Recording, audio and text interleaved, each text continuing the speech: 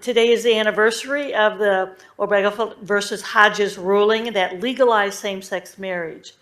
I can think of no better way to commemorate that victory and other victories in the LGBTQ plus community than to discuss the steady legal process towards equality under the law and the potential pitfalls and setbacks we need to be vigilant about.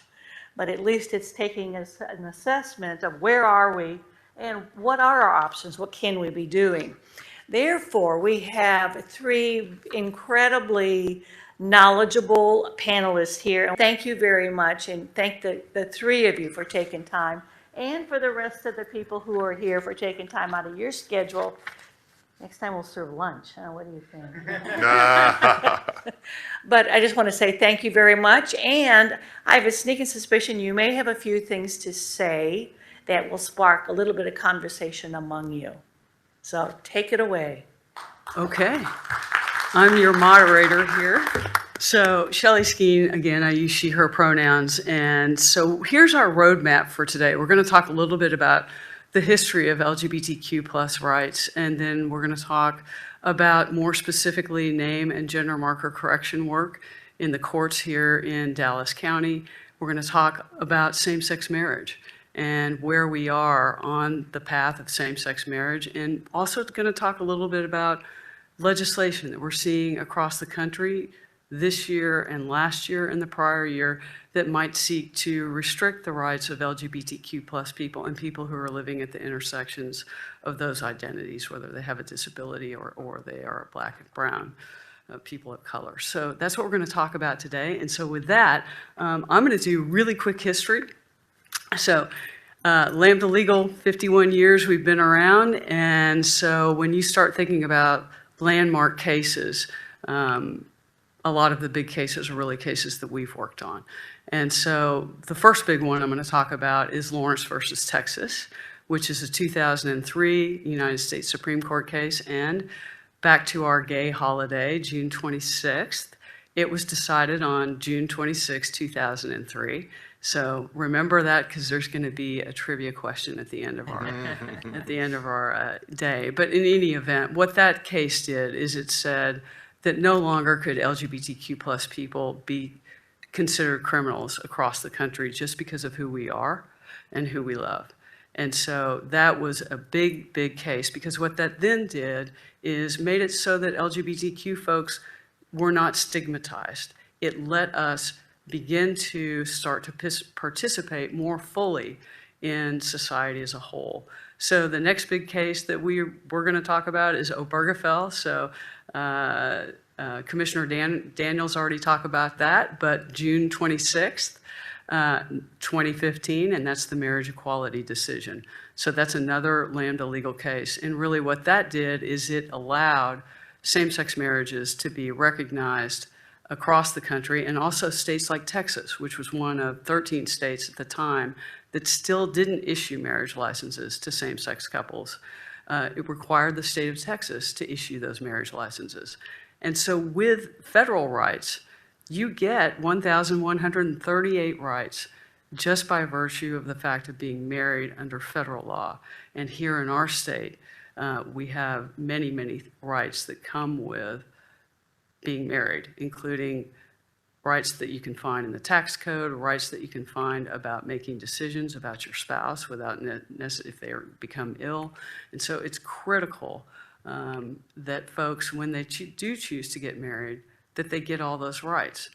And those rights further helped us see other cases. So another big case is a case called Bostock, 2020, and that is a United States Supreme Court case that said for those employers that have 15 or more employees, they're subject to Title VII. Title VII says you can't discriminate in the terms, conditions, privileges, and compensation of employment, that no longer could LGBTQ people be discriminated against. So race, religion, sex, national origin, and color, that was the language that was used back in 1964. With respect to those employers, no longer can they discriminate, because the term sex also includes sexual orientation and gender identity, and gender expression was previously covered in prior cases. So that's some of the cases that we have, that we've worked on that have really helped mainstream LGBTQ plus people into society. And I'm gonna now, let's go to the fun part. So, okay, here's what we're gonna do is, let's talk now. I'm gonna turn it to Judge Hoffman. And so let's talk about name and gender marker correction work here in Dallas County. And can you really tell us what that looks like here in Dallas, what someone would do if they want to change their name because their sex, their gender identity doesn't match the sex they were assigned at birth. Talk to us a little bit about that. So I'm going to give a little bit of history here. First off, I want to thank Commissioner Daniel and of course the wonderful panelists I have the opportunity to be here for. Thank you so much for allowing me to be on this panel. So a little bit about my history when it relates to this topic. So I was part of the class of 2006. For those of you who kind of know the history of Dallas County politics, that was the year that the courts completely changed in Dallas County. We went from an entirely red judiciary to almost an entirely blue judiciary. And the very first continuing legal education seminar I went to, because a number of us that were elected that time went to this as well, was about gender marker changes and about the rights of the trans community. And it was just an incredible program, and it really, it's not something I had dealt with. I was a personal injury attorney. I was definitely an ally, but had not dealt with those issues before. And they talked us through what should happen, because the judges that were here before did not allow gender marker changes to occur. There weren't, it just wasn't a thing. And so we got training on how to do this, and it was incredibly helpful. And so, and this is kind of how I've done gender marker changes, with one big hiccup along the way, if it's okay to talk about that, that the Dallas Court of Appeals got it through at our path, is we were told that we would need to have a process. There really wasn't a process within the statute about this. And so what we typically do is we, like you would with any name change, we require there to be, you have to submit your criminal record, because if you're going to change your name, you have to be able to do that. It's submitted to the civil courts when there's a gender marker change, unlike almost every other name change is submitted to the family court. So it's something exclusively within our jurisdiction. The way I handled it and we started pretty much in 2007, we took over, we started allowing this to occur. It's something that never had really occurred in Dallas County before. And we require that. We require, at the advice of the people who trained us, to have one doctor's letter saying that you're going through the process, gender process. And when we first started doing this, we did it under the family code. There was a provision in the family code that allows for, that specifically discusses, what is it called? Original petition for change of gender identification. And that was something that was done through the family code. So in 2007, we started doing these. There were very few counties, and there still are very few counties that even allow this. You may know how many. Last time I heard there was just 4. There may be more than that now. It's really, right now, it's really 3. And right now, in Texas, we have about 66% of our folks don't have identity documents that match who they are. And so it's critical for housing. And I know we're going to talk about this more, but. As I tell my clients that are seeking this service, that Travis is both safer and faster, but it's all done online and then through the mail, and you don't have the ceremony and the pomp and circumstance, which when I went through it myself, I did it here in Dallas County, and it was a big production. You know what I mean? It's like my wedding day for my marrying to myself, and it was a fantastic experience. And so I like to let my clients know that that is something that they can have. But I have had one instance also in Dallas County where, the cases are randomly assigned, got randomly assigned to a judge who happened to be appointed by the governor, and that particular judge granted the name change but denied the gender marker change. So I non-suited the case and had my client refile in Travis County so that she was able to get the relief that she needed. But that is also a risk that you're not going to have in Travis County. So what we do in Dallas County is we also do whenever I do one of these, it is kind of like a wedding ceremony. We make a big deal about it. We recognize that this is something that is an important day in the person's life and that it's a special day.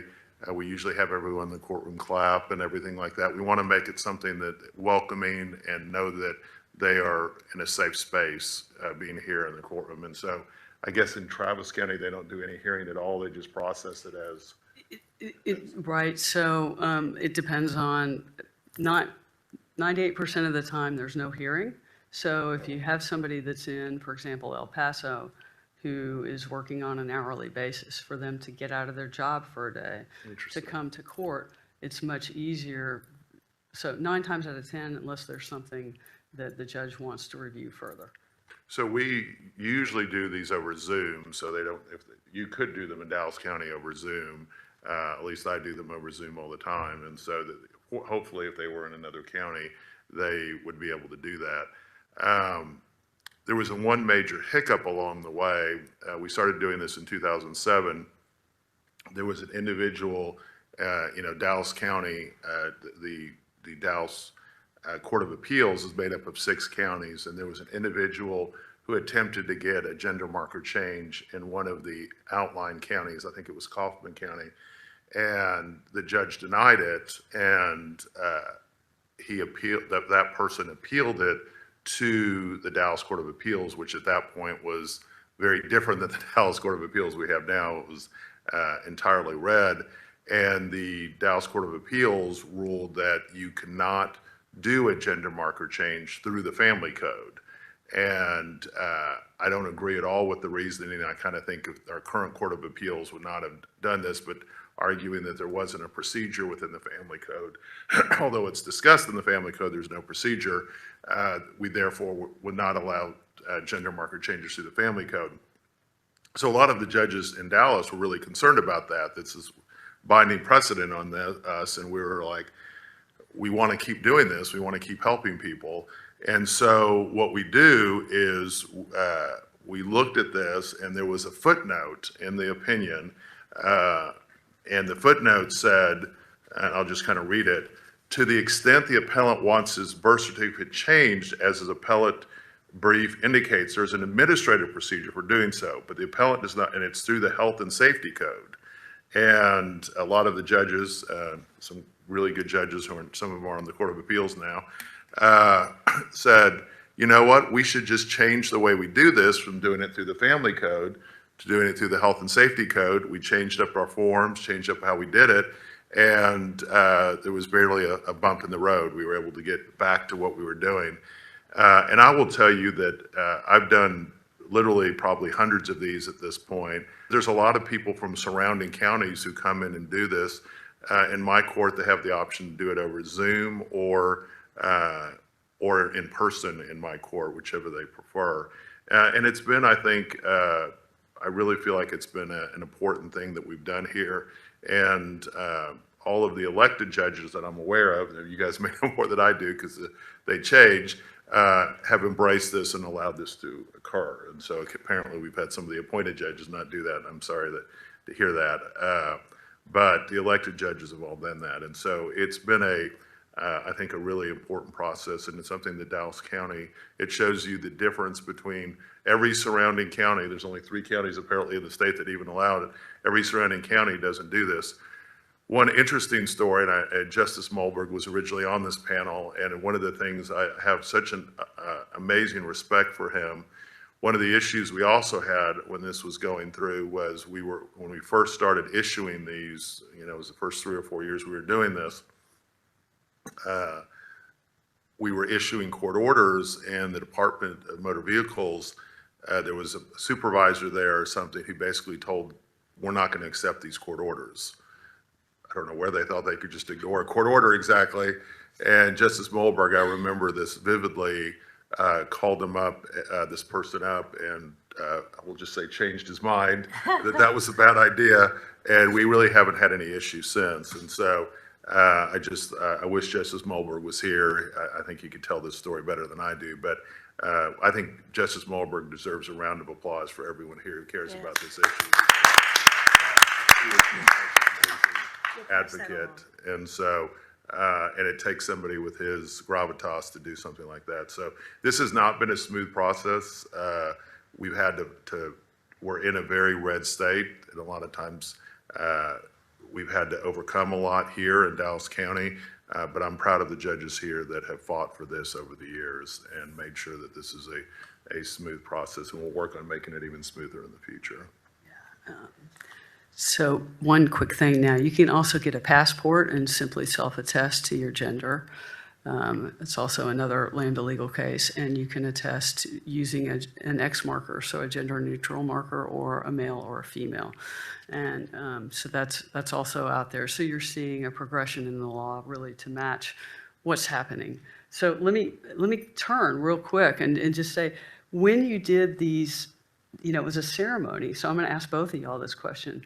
For Judge, what were the looks on people's faces when they now have a piece of paper that recognizes them for who they are? Oh, it's amazing. The tears a lot of times, and they're just incredibly excited. And a lot of them are, I'd say it used to be this was mostly people who had attorneys, but a lot of them are pro se now. And I think they're really afraid of kind of that they're going to be rejected or there's going to be some problem. And the number of people who've just been, just very appreciative of the fact that there's a recognition that this is an important thing, and that they're being supported by the powers here in Dallas County, and the courts here in Dallas County. It's been a really amazing thing. It's actually one of the, being a civil judge, a lot of times you have to do things you don't want to do. Like, I do not like taking away people's houses, but sometimes that's what the law requires. This is something that brings me great joy to be able to do this. And so I kind of am sad that I wouldn't be, if I'd go to this Travis County, I couldn't do hearings anymore. But if it's better to do it that way, I definitely will talk to the other judges about that. So Jayla, for you, tell us if you're okay with telling us a little bit about what it felt like for you when you. Oh, on my own, it was tremendous. So I was working for the Dallas District Attorney's Office at the time, and I hadn't really made a plan for myself in terms of when I was going to make the legal changes and things like this until Trump got elected. And I was very concerned because a lot of the progress that we've been making on things like passports, et cetera, on the federal level, I thought were going to be in jeopardy. So I decided I needed to go ahead and make those legal changes immediately. And I really didn't know much about the process at the time. I was working for the government. I didn't do these kinds of things. So I talked to a very good friend of mine, who's now a magistrate judge for Dallas County, who guided me through the process. And like Judge was saying, it's nerve-wracking. You don't know, is the judge going to grant it, whatever, if you've never done it, if you've never been part of the process. And my judge was Judge Stacey Williams, and I went to the AIDS walk, whatever it's called, that year specifically because I know she's very involved in it, so I could talk to her beforehand to make sure she was going to grant my request before I showed up in court and was devastated, and she assured me absolutely she grants them all the time, et cetera, et cetera. And so I went, and so it's just a huge weight of burden lifted off your shoulders from the fear and the uncertainty, and it's just a celebration of life. It's now I am finally recognized by law as who I always have been. And now I can update my driver's license, I can update my passport, I can update my birth certificate. That's a huge, huge thing for a transgender person. I'm correcting mistakes that were made in the past. And, the driver's license, whenever I would, at that time, I was kind of living a hybrid life. I'd look like myself most of the time, but when I was at work or going to see family, I'd dress like a man. And I was always super nervous I was going to get pulled over for speeding or something. When I was dressed as a woman and have an ID that looked like a man, and all of the things that I think we're going to talk about later involved with interactions with the criminal justice system as a transgender person. A lot of those fears are also washed away by having IDs that match.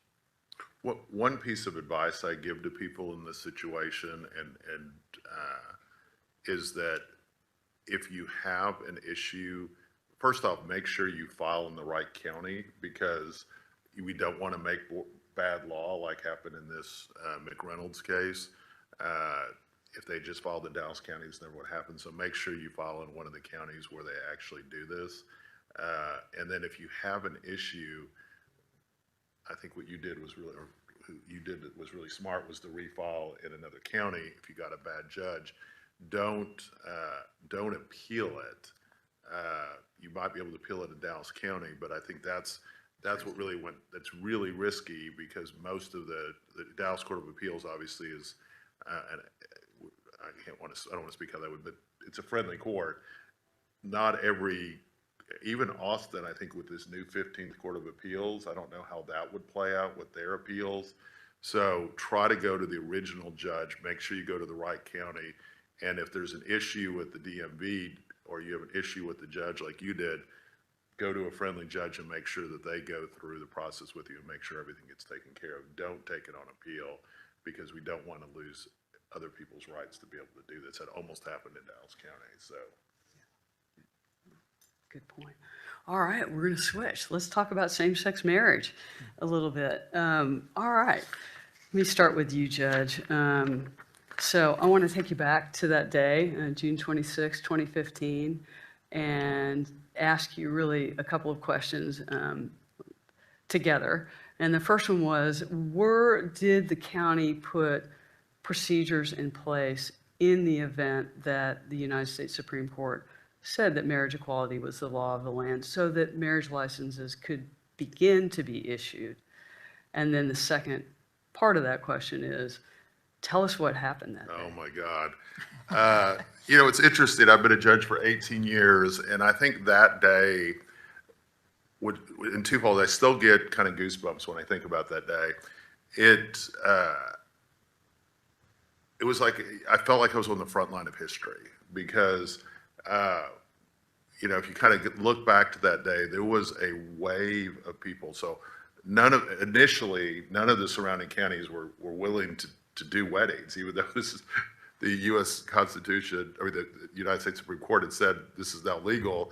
They were doing this. We still have an amazing county clerk who put in procedures to allow us to do this as quickly as possible. But so just a little bit for those of you who don't know the kind of the geography here, people get their, back then the marriage licenses here in the records building.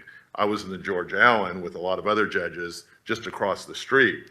And I remember looking out and seeing this wave of people coming our direction for weddings. And there was a strong feeling by a lot of judges that Judge Tanya Parker, who is an incredible advocate for the LGBT community, should do the first wedding. That it was, and I'd always really admired her, because she had said, I am not going to perform a wedding ceremony until everybody can get married, which I thought was amazing.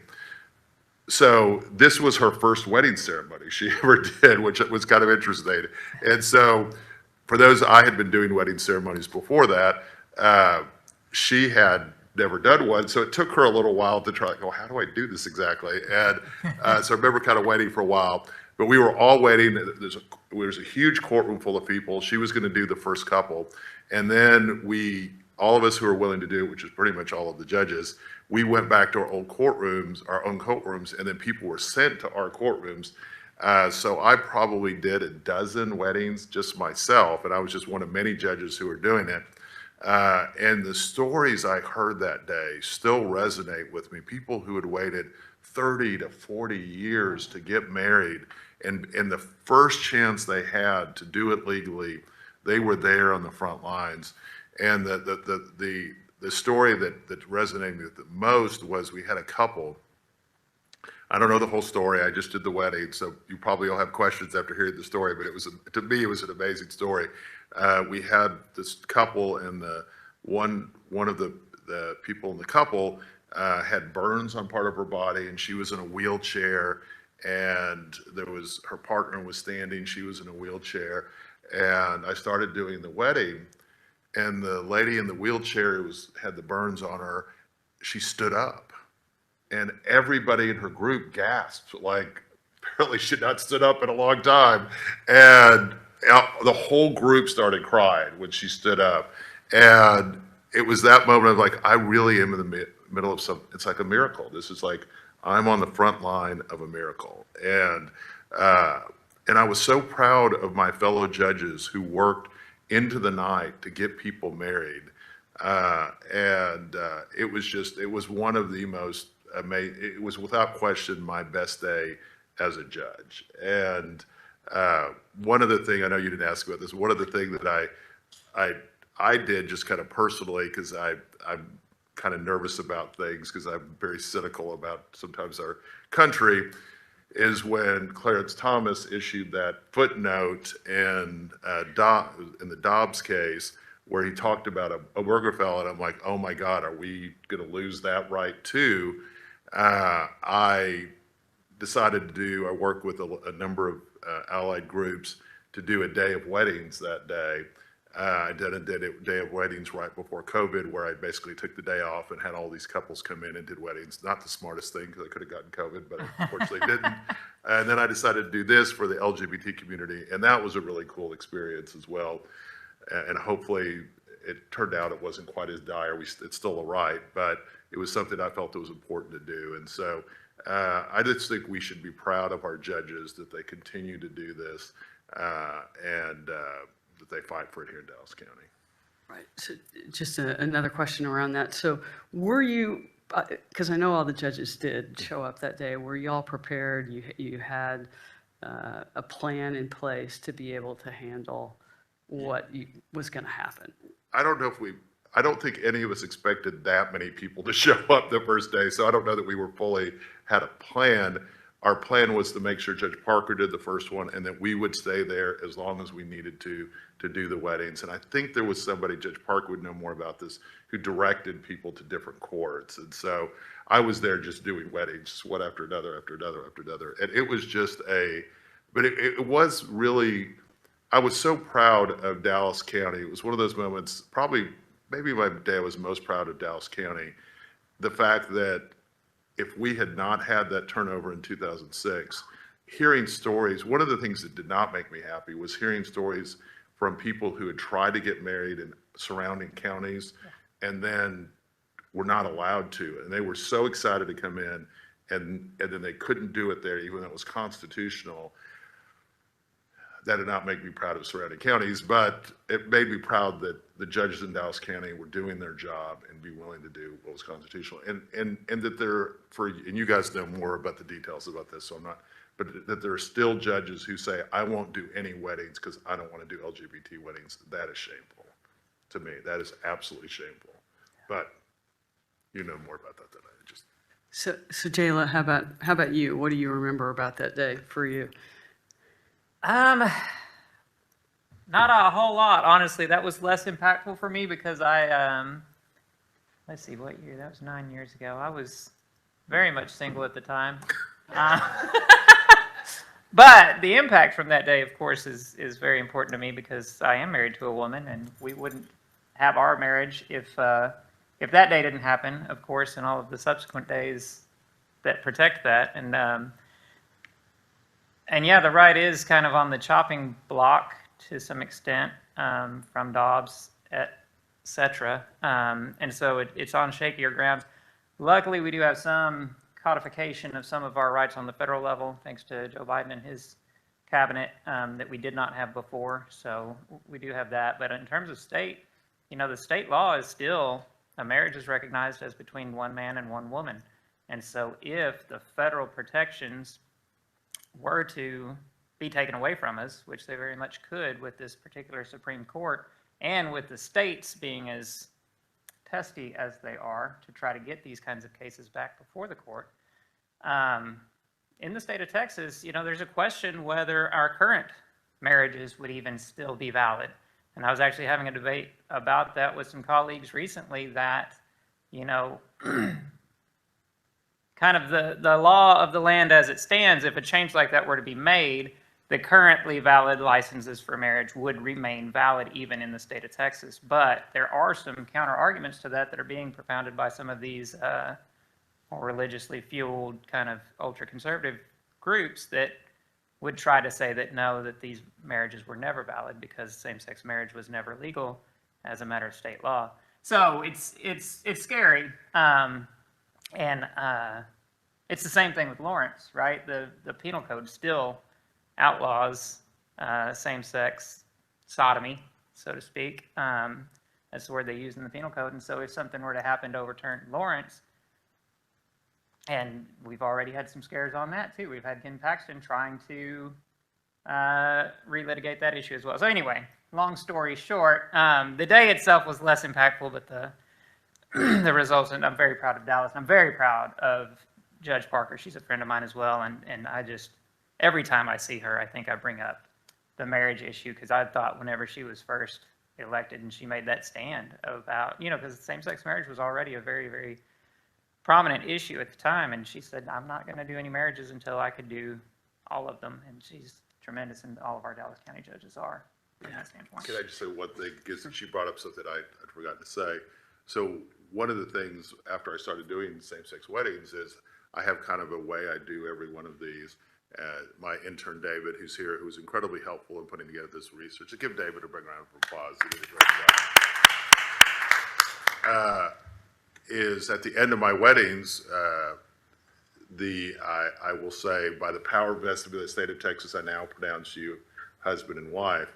And I decided when I started doing same-sex weddings, I would do by the power vested by the state of Texas and the United States Constitution, I now pronounce you a married couple. Because if it were up to the state of Texas, this probably would not be happening. Sure. But thank goodness for that one point for the Rookefeldt decision. It's great. Right. So here's one good thing. Let's have some hope. Respect for Marriage Act was passed by Congress about a year and a half ago anyway. Got to go to the White House, pretty cool.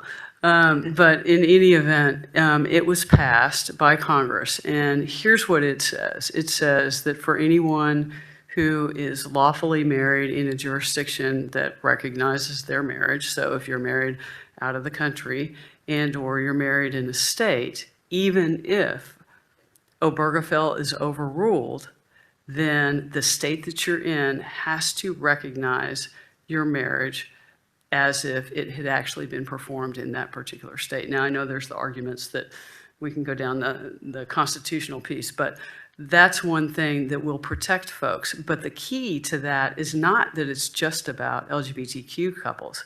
It's about interracial couples too. So 1964, we have the Civil Rights Act, and it's not until 2022, right, that we have a federal law that says interracial marriages will be recognized in every state, and so will LGBTQ marriages. So that's good news, y'all. Throw that out there for you. Okay. Well, then let me ask you, Judge, another question, because I think this is important to hear the answer to, if you're comfortable answering it, which is, as an officer of the court, sometimes there's probably going to be rulings like you just talked about, taking away somebody's house, that you don't personally agree with. How is it that you, when you're deciding cases, and also that you maintain that your integrity to the rule of law, and then what if you see that not happening with perhaps another judge or another officer of the court? So I know that's really two questions, and maybe the second part you don't want to answer, but. I'm not sure I totally follow the question. So what do I do? Do I have to follow the law? Is that kind of the... Right. So if you have a law that you need to enter a judgment, and maybe it conflicts with your moral beliefs or your personal beliefs or your religious beliefs. That's a very good question. It's hard sometimes. I will say that an area, and I don't want to get too far afield because that's not really a topic, that I have a big disagreement with our Texas Supreme Court and our United States Supreme Court on is this strong presumption in favor of arbitration. And people say, why does that really matter? Well, a lot of times it takes away people's rights to be able to get in front of a judge or a jury on critical issues that should be in the public domain. And that's another thing that Justice Wahlberg has a very strong opinion about too. And when I was a brand new judge, a lot of times I would say, okay, I'm going to strike this down. I don't think this should ever go into arbitration. And there was even one where I thought for sure I was right. This was clearly an unconscionable arbitration clause that basically took away all the rights from the worker, and they couldn't bring a lawsuit. But the company could bring a lawsuit against them in court, but they couldn't bring it. Like, clearly, that's unconscionable. Old Dallas Court of Appeals, not current Dallas Court of Appeals, said, nope, that's fine. I was like, okay, what is unconscionable then if in this situation? And it's hard. I got reversed a couple of times on this, and you finally are like, it doesn't do any good if I don't follow the law. And so there is areas, and I think this case that we were talking about earlier involving, gender marker changes, the McReynolds case is a perfect example. I don't feel like I could just ignore the Dallas Court of Appeals and say, we're going to continue to do this through the family code, because I have to follow the law. But as a judge, if I have discretion and a different way to do it that is still legal and right, I'm going to try to do that. I don't know if that answers your question. If there's another judge who's not following the law, I don't want to comment on that. So let's. I don't know what that's about, but I'm not going to comment on it. Let's switch on that one. So Jayla, for you, talk to us. You do a lot of criminal law, and so talk to us about what it is like for LGBTQ people who do get pulled over by the police, and more specifically, trans folks. Maybe they don't have an identity document, but what does the system look like in Dallas County for someone who is trans, and are their identities recognized? Well, that's unfortunately not as glamorous a topic in Dallas County as marriage equality and things of this nature. It's hard on transgender people in the criminal justice system, 100% from the first moment through the last. Interactions with the police, whether you're suspected of committing a crime or you're a victim of a crime, is very, very nerve-wracking for most transgender people, particularly transgender people of color. Well, I'll even say particularly trans women of color, because transgender men tend to look more like cisgender men, and so they kind of blend in a little more. But transgender women, oftentimes, particularly those of lower socioeconomic status, don't necessarily blend in as well, and they're not treated as well as they should be, even at the outset. But more specifically to the countywide issues is, of course, our jail. And the PREA is a federal law that says a lot of things. It's the Prison Rape Elimination Act. It's supposed to protect people from rape in prison. And one of its main tenets is you cannot house inmates based on their genitalia. Specifically, that's in that law. Every facility that houses criminal defendants houses them based on genitalia. 100%, including Dallas County Jail. And that has dire consequences. I have a personal friend who some years ago was arrested. She was going on a trip. She was at Love Field Airport. She'd forgotten she had a handgun in her purse because she was using it for self-protection against a stalker. She'd literally forgotten that it was there. It's illegal to carry a gun to an airport. That's true. She was arrested. She looks more like a woman than my mother. Okay, you cannot tell. She was, her identity documents were correct, all of these kinds of things. At book-in, she was asked about her menstrual cycle, which she doesn't have. She explained that she doesn't have a menstrual cycle. To make a very long story very short, she was stripped to see what her genitalia looked like, and she was housed with men. And she had a bad experience, I'll put it that way. And that was in our Dallas County Jail. And when I found out about it, I was working as a prosecutor still, and I went and talked to the sheriff at the time and to her staff, and basically got nowhere, and I quit my job at Dallas County over that. When was that? Oh my God, history lessons. I don't remember years, Commissioner. 5 years It was, ago? Philip, do you remember? Yeah, probably 2019, somewhere in there, 18, 5 19. years ago. Yeah, somewhere in there. Thank you. Yeah. So what recommendations then do you have for, give us maybe Well, your top three. Yeah, it's a tough issue. And I'm actually working with a couple of organizations, one here in Texas and one up in New Jersey, on this issue. It's a nationwide issue. Housing of transgender inmates is a nationwide issue. there's an argument that it's not safe to house a transgender woman who has a penis with women, and that's a cognizable argument. There's also a very much more cognizable argument to say that that particular person should not be housed with men for, I think, obvious reasons. So where do we put these people? And a lot of facilities actually give them the option, or, you know, just by default, house them in solitary, which has tremendous psychological negative effects on a person. So that's not the answer. And so what do we do then? Do we have like a transgender pod that, you know, I don't know that we have the population to merit that, and I don't know that that would be the right answer either. So this is kind of like the whole gun control debate. I don't have the solution. I just know that there's a problem. You know what I mean? And so I think, though, that a first step in the right direction would definitely be to obey the PREA mandate that we don't house based on genitalia, and let's not even necessarily make that a factor. A lot of trans women who have penises, their penises don't work at all. They are entirely unfunctional. And so is that person really the same threat? Not necessarily. So maybe we could do a little bit better one-on-one individual assessment. And, you know, maybe we can look at criminal history. The person I'm talking about, this was their first offense. They had not even had a speeding ticket, best I recall. You know what I mean? This is not somebody that's in and out of the criminal justice system. This is somebody that forgot they had a gun in their purse. You know what I mean? And so this is probably not somebody that's going to cause a threat to other women in the jail, is my point.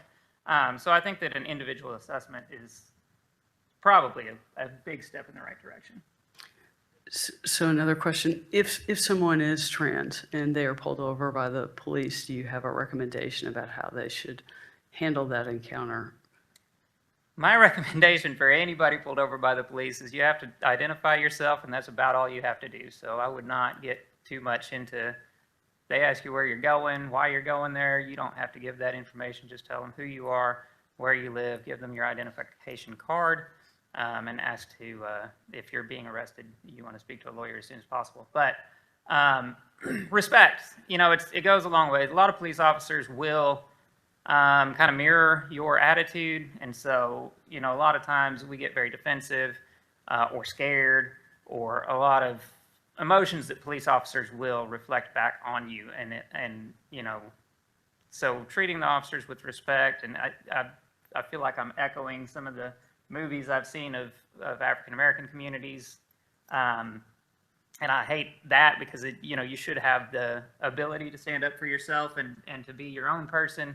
But when you're dealing with law enforcement, unfortunately, they have the power over you, over your life. And just treat them with respect and kindness, and be as passive as possible and cooperative without putting yourself in any danger or incriminating yourself in anything. You know, so just, that's my recommendation. I used to teach actually at DPD in their police academy on occasion and try to impart upon police officers how important it is to respect transgender people. And, you know, they're writing police reports. They can very easily use somebody's chosen name. They have to put the legal name in there, but they can say, you know, Bob Smith identifies as Sally, and then refer to the person. So there's a lot of opportunities for the police to be more respectful to the community, but ultimately it's the community members who are at risk. And so, yeah, just try to avoid situations that are going to put you into contact with the police. But when you're in there, just, like I say, just try not to be problematic and hope for the best. Sure. So here's what we've got about 7 minutes left. So I think where I kind of want to wrap it up now is talk about, here's what we know right now. In 2022, we had 297 pieces of legislation that would seek to restrict the rights of LGBTQ plus people, and about 27 of them passed. And then last year, Texas was in session, and we had 510 pieces of legislation that were proposed in state legislatures across the country, a fourth of those right here in our state. And overall, we had 84 of those pass. So now we're in June, we're about halfway through the year. Texas is not in session.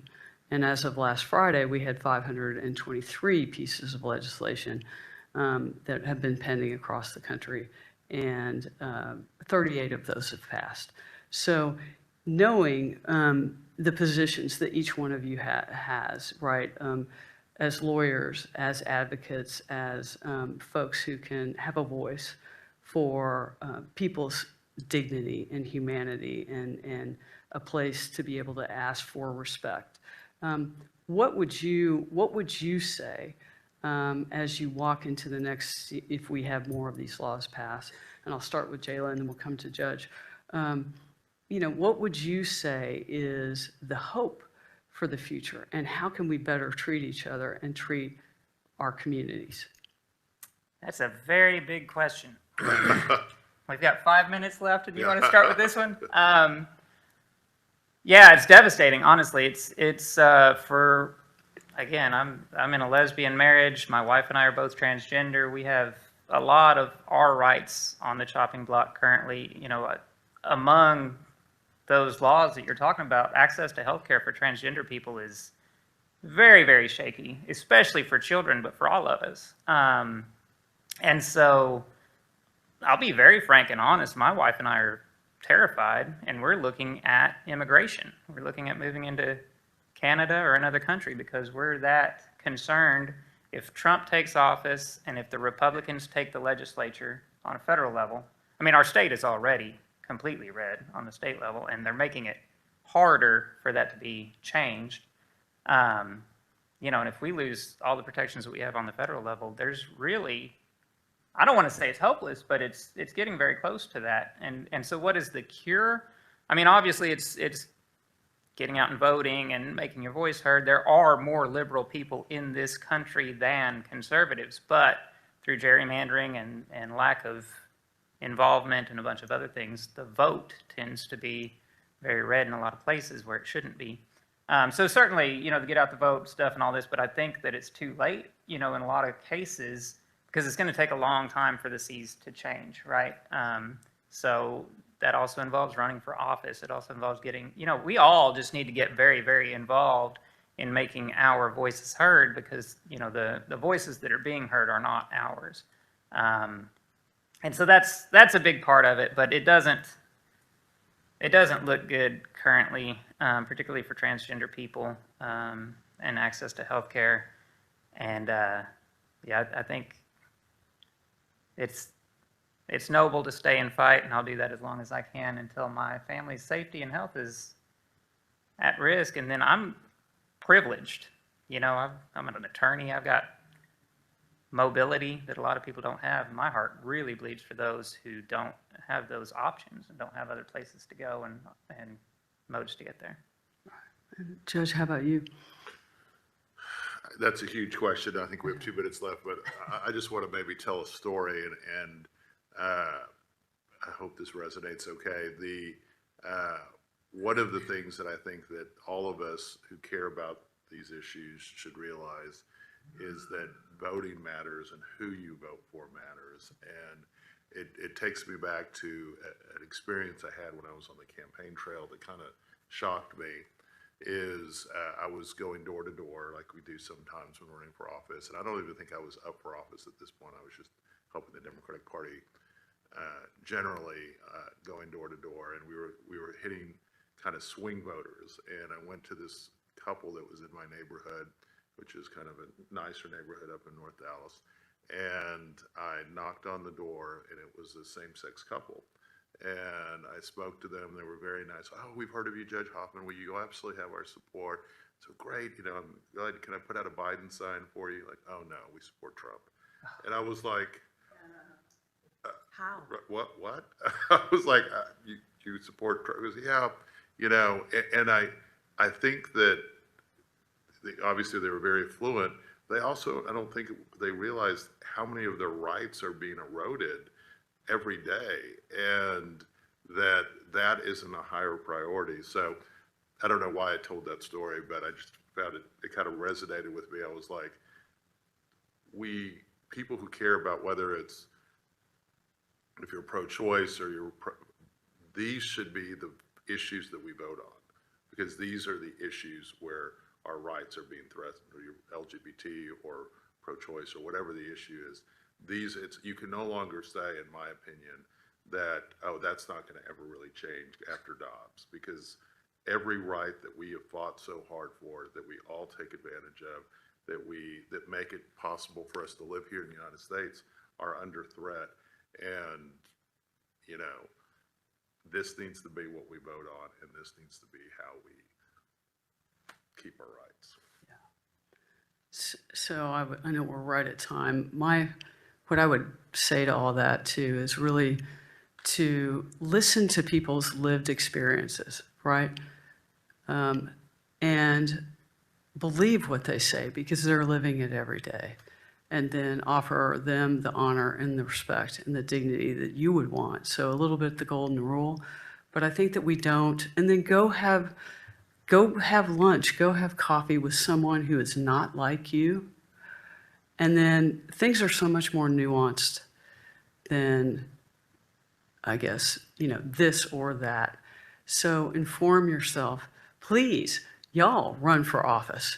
We need voices at the table that look like us, right?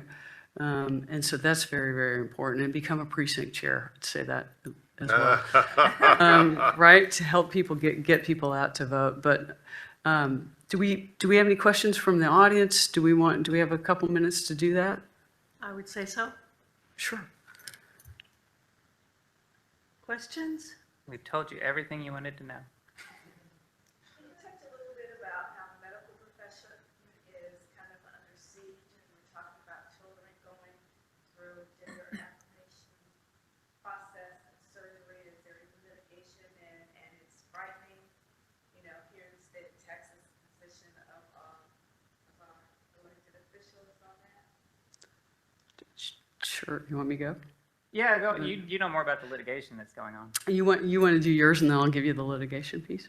Well, that's fine. So for anybody that didn't hear, the question was about the medical profession being basically under attack in terms of provision of care to transgender people and particularly kids. And I think it echoes the same concerns as our medical profession being under attack for provision to abortion services and things like that. You know, it's an interesting time if you look at the legislature in Texas taking away basically the right to contract from a particular type of business. And I mean, I think it's disgusting to consider healthcare a business, but here in the United States of America, our capitalistic society does very much. That's why we don't have universal healthcare here like they do in every other developed nation. And the state is taking away the right of these businesses to conduct their business. And it's very strange, but it's because of a lot of things, but it's basically because they think it's more important to present to their followers that they're protecting children, because there's this false narrative that children are being forced into transitioning and that it's harmful to, and there's all this false information about genital mutilation and all of these things, which for anybody that doesn't know, youth transgender care looks a whole lot more like medication that blocks puberty, so that when the child is of age to make a legal decision, that child can decide which gender they want to move forward with for the rest of their life. And I wish I had it. I wouldn't have the voice that I have today if I had that available to me as a child. But anyways, yes, it's very much under attack, and no, it does not make any sense under the history of the laws of the state of Texas. And there is a lot of Lambda Legal is fighting like hell and getting injunctions against a lot of this stuff. So go ahead. Yeah, and I think one thing on the informing yourself and getting nuances, every major medical association, and every major mental health association says that this is best practice, scientifically based, often life-saving medical care for those kids who need it. And there's no dispute about that. There's 50 years plus worth of peer-reviewed studies. So that's one thing. Lambda is fighting across the country. We have a case pending in Oklahoma challenging the healthcare ban for adolescents, and that's what I call it because this is adolescence. You only need puberty blockers once you start going into puberty. And the Texas law here, we're also challenging that one. We're challenging them in many other states, but just yesterday, we have a case that is out of Tennessee, and the United States Supreme Court has taken cert on the case. So next year, the United States Supreme Court will look at this issue and decide whether or not it is constitutional. I think one thing that's important to know is that a person's fundamental rights and those rights to equal protection are the strongest when you have a parent saying, this is what we want to do for our kiddo. We have a doctor who says, this is my First Amendment free speech right to treat a patient the way I want to. And then you also have a kid saying, I consent to this. That, you've got those three things that are at its apex. And so the question I think becomes across the board is, for everything we've been talking about today, can we walk around and live our lives without the government intruding into our lives? And so I think that is much of what we're seeing happen across the country. And so that's why we need folks to get out and vote. And happy to talk to you more about the cases, but we're working on them right now. We're doing all we can. We've gotten injunctions in 87% of them. So far that's good. Not here in Texas, and stay tuned. Today is Wednesday. We may see an opinion out of the Texas Supreme Court as early as Friday on our SB 14 challenge, which is the case that challenges the law here in Texas, which, by the way, I'll stop talking, but I want to say that that law only prohibits puberty blockers and hormone treatment for kids who have been diagnosed with gender dysphoria. So a kid who's starting puberty too soon can get a puberty blocker. A young man, sex assigned at birth man, who has testicular cancer can get a puberty blocker. A young woman who has endometriosis and needs hormone treatment to help her go through her normal menstrual cycle can get hormone treatment, right? So a kid who needs a nudge to get into puberty so that they develop at the same speed as their peers can get the hormone treatment they need. It's only trans kids. And there, I don't know if you are much aware of it, but there's a lot of this going on in the UK as well, and they have a quasi-scientific study that they're floating around out there that is very problematic, and we don't have time to discuss it in detail here, but basically there were centers, health centers for transgender youth in the UK that are being shut down or have been shut down now based on this study. And so stay tuned for that quasi-medical study to come over here and work against the work that you're doing. Right. And one last thing is for folks who are trans, right, just like Jayla said, she's always been trans. And the number of people that what they call go back and not be trans. Be transitioners. Right, that's like 0.26%. It's not what you hear. Well, I just want to say thank you for, first of all, just the amount of knowledge that you've shared with all of us on a topic that impacts, it impacts our society in the way that it's, where are our thoughts? How do we respect all of the people who live in our jurisdictions? And so I particularly, and just the variety of issues that you have to keep in the front of your head, the respect, and just so many of the things you've talked about. So thank you. And so for those of us, just really appreciate you taking the time to have this discussion. And obviously, we're not done yet either.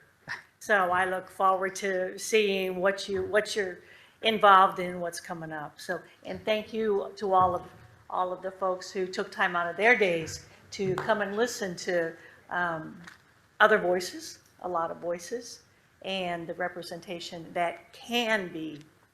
Thank you, Judge, for hanging in there.